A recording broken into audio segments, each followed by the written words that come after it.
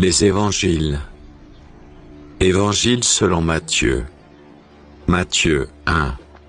Généalogie de Jésus-Christ, fils de David, fils d'Abraham. Abraham engendra Isaac. Isaac engendra Jacob. Jacob engendra Juda et ses frères. Juda engendra de Tamar Pharez et Zara. Pharez engendra Esrom. Esrom engendra Aram. Aram engendra Aminadab. Aminadab engendra Naasson. Naasson engendra Salmon. Salmon engendra Boaz de Rahab. Boaz engendra Obed de Ruth. Obed engendra Isaïe. Isaïe engendra David. Le roi David engendra Salomon, de la femme d'Uri. Salomon engendra Roboam. Roboam engendra Abia. Abia engendra Asa. Asa engendra Josaphat. Josaphat engendra Joram. Joram engendra Ozias. Ozias engendra Joatam. Joatam engendra Achas. Achas engendra Ézéchias. Ézéchias engendra Manassé. Manassé engendra Amon.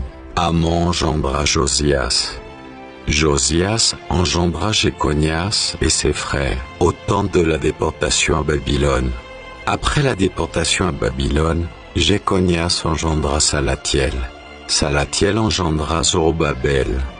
Zorobabel engendra Abiud. Abiud engendra Eliakim. Eliakim engendra Azor. Azor engendra Sadoc. Sadoc engendra Hachim. Hachim engendra Eliud. Eliud engendra Éliasar. Éliasar engendra Mathan. Mathan engendra Jacob. Jacob engendra Joseph, l'époux de Marie, de laquelle est né Jésus, qui est appelé Christ. Il y a donc en tout 14 générations depuis Abraham jusqu'à David.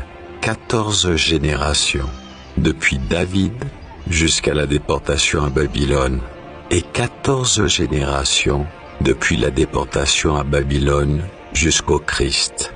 Voici de quelle manière arriva la naissance de Jésus-Christ.